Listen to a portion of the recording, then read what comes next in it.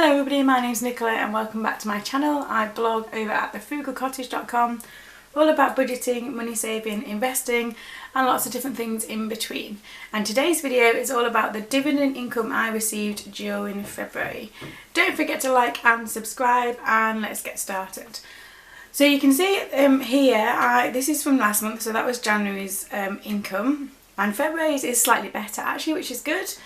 I've had payments from both individual companies this month and from a fund as well, and a fund obviously consists of lots of different companies as opposed to just one. If you're new here, so we're aiming for early retirement, and part of that is to create an income stream that funds the early retirement bit, and our dividend income is just a small part of that.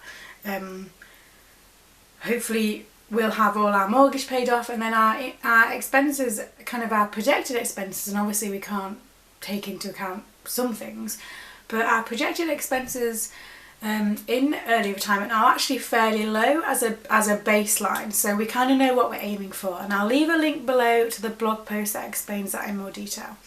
Anyway, so let's get into the dividend income. So I invest in a stocks and shares ISA, so it's a tax-free wrapper in the UK. I invest that on the platform by Hargreaves Lansdown, and all of this income, dividend income, gets paid back into my ISA and I reinvest it. So when I talk about this, I don't actually get dividend income paid into my bank account as such. It kind of stays within my ISA, and I decide where I reinvest that to. So in case anybody was wondering how that actually works. So the first company that paid me during February is a company called Brown Group. Brown. And they paid out £14.15, which is a good start. The second company that paid out during February was BT, and they paid out £23 and 10p. Oh no, it's automatic there, which is quite good. The next one is the fund during February.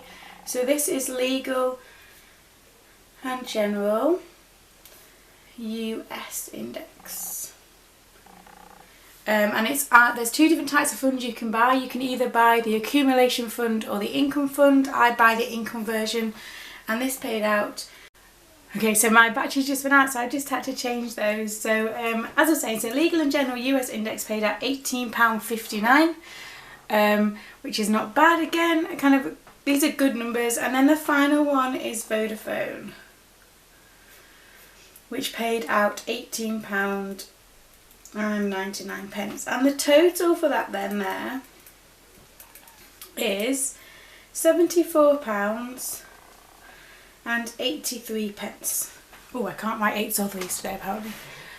So that would cover our water rates bill for the month if we were using these as we intend to.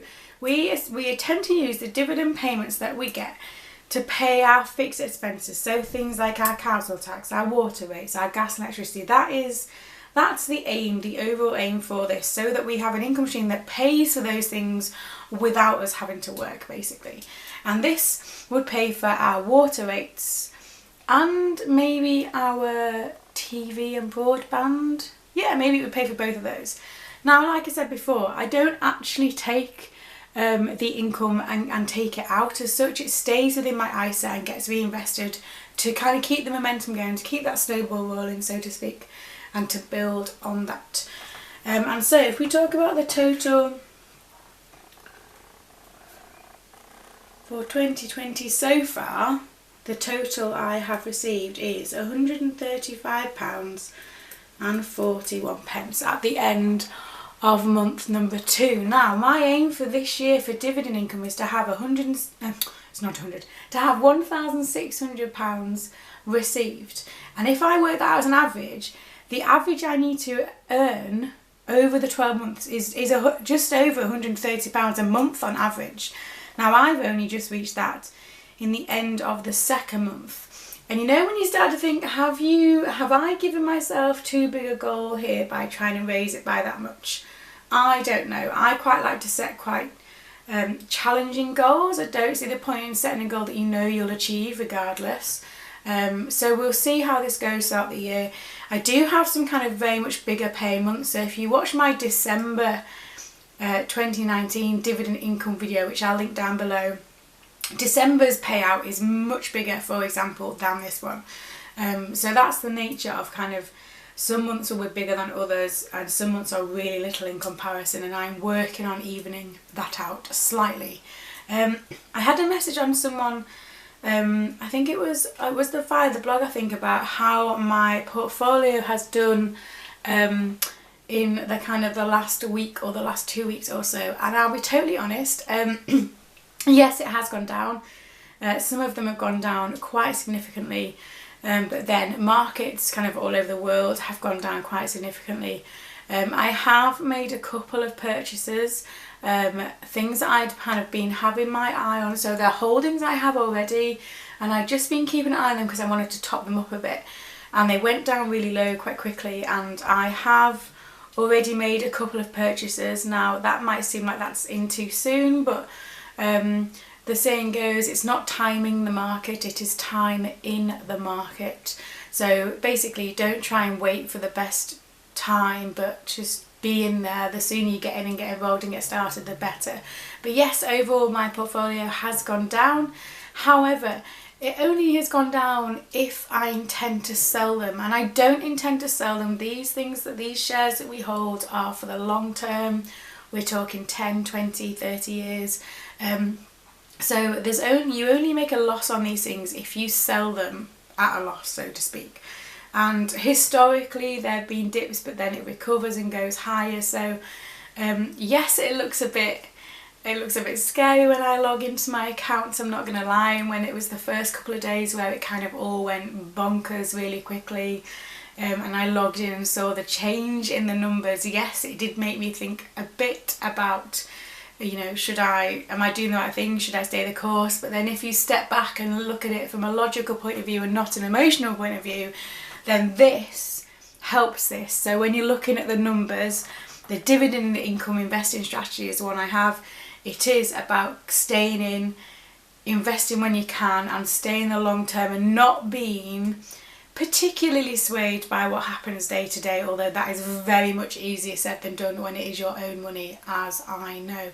The other thing I haven't done on purpose is I am not checking it daily. There's absolutely no point for me in checking things daily because I'm not doing anything about it. The only reason I would check it is if I was adding some more money into my investings account to invest. Now, I generally put my savings across into my investment account on my payday, which is at the end of the month. So at the moment I do not have any spare cash to put in there. I've been seeing people putting their emergency funds into investments. That is not a good idea. Your emergency fund needs to be for just that, and it needs to be like immediately accessible, which if you put it into an investment account, it is not in the same way. Anyway, so this is my dividend income for February. I already know how much I've been paid for March, and it's not as much, but then March never is. I need to do some more research on perhaps adding another couple of things to my portfolio, can't say that, that pay out in March. But that obviously won't be now, that would be looking ahead to next year. Like I said, this is the long game rather than the short game.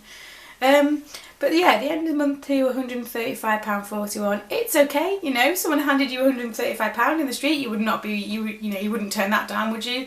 In terms of the goals for this year, maybe a little behind. And I know back when I do my March dividend income update, I'll be very much behind. However, I will keep plodding on. So as always, thanks for watching. Don't forget to like and subscribe. Let me know if you're into dividend investing. Have you got any investments that pay dividends? Have you had any income this month that they've paid you? Let me know. I always like to talk to people about dividend investing. I think it's such a good way to build a passive income stream. And it's always nice to talk to people who kind of get why we're doing this and things. So let me know down below if you've had any dividends paid out this month. and I will see you again very soon.